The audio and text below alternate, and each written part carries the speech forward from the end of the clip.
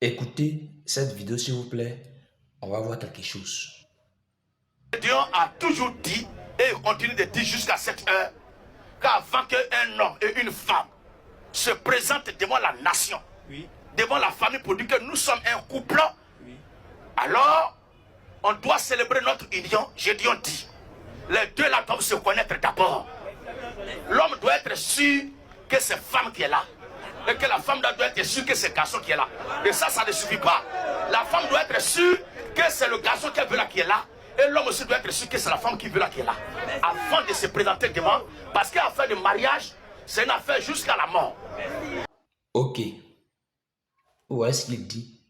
C'est-à-dire que on doit goûter la femme selon la Bible avant de la marier. Mais la Bible dit en Deutéronome 22, verset 20 à 21. Si tu vas coucher avec une femme, c'est-à-dire que dans ta nuit de noces, tu trouves, tu découvres que la femme n'est pas vierge, tu viens signaler ça aux anciens, à ses parents. Et cette dernière-là, vous savez, on va la faire sortir et la lapider à mort. Voilà. La fille que toi tu allais goûter là, dans tes promenades pour chercher qui est à ta pointure selon toi là. Quand tu finis de la dévierger, puis tu trouves qu'elle n'est pas à ta pointure, qui n'est qu'à l'épouser, qui n'est qu'à prendre cette femme que tu as déviergée là. C'est pour ça qu'ils ont dit là-bas que si tu as séduit la vierge et tu as couché avec elle, tu es dans l'obligation de payer sa dot. Parce que c'est toi qui l'as déviergée. En Israël, comme c'est dans l'Ancien Testament, il veut parler en Israël, quand une femme n'est pas vierge, elle est accusée de criminel. Regardez bien le verset, c'est un crime qu'elle a commis. Et c'est une infamie pour tout Israël. C'est-à-dire qu'elle a déshonoré ses parents et Israël. C'est comme si elle s'est prostituée dans la maison de son père. Même si c'est avec une seule personne qu'elle a couché, puis on l'a déviergé. Donc on la lapide à mort. Donc il n'est qu'à arrêter de nous distraire. Dit que la Bible dit qu'il faut goûter d'abord. En tout cas, c'est lui-même qui dit ça. Salomon même qui est le plus, qui connaît affaire des femmes que tout le monde. Lui qui avait plus de 1000 femmes. Là. Il a dit à sa parole. Il dit, ta citerne, il faut boire l'eau de ta citerne. Oui. Il dit ton puits, l'eau de ton puits, là, c'est pas pour tout le monde. La source, ta source là, elle n'est pas accessible à tous. C'est celui qui va te marier. Là.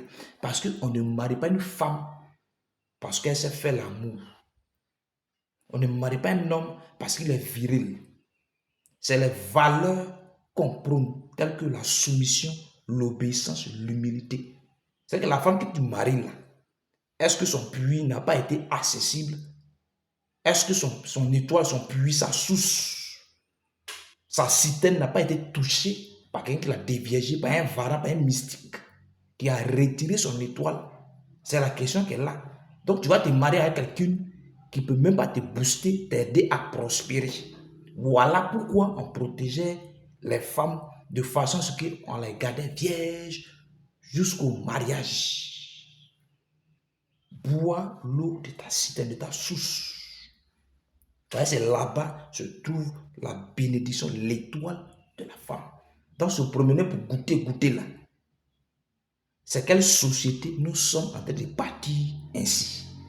D'ailleurs, c'est une science. Les sexologues, les conseillers matrimoniaux, conjugaux, ils sont là pour encadrer le couple, pour encadrer les personnes. Et on n'essaie jamais d'apprendre à faire l'amour, les positions, tout ça là. C'est une science, on apprend ça. Voilà. Avant de vous marier, vous faites des examens médicaux. Des examens médicaux, pardon. Et puis, on découvre s'il y a un problème. S'il est stérile, s'il n'est pas tout, on découvre cela. Et vous êtes face à ça. Si tu veux partir, vous mariez. C'est ça. Donc, évitons de tordre les Écritures. C'est dangereux ce que vous faites.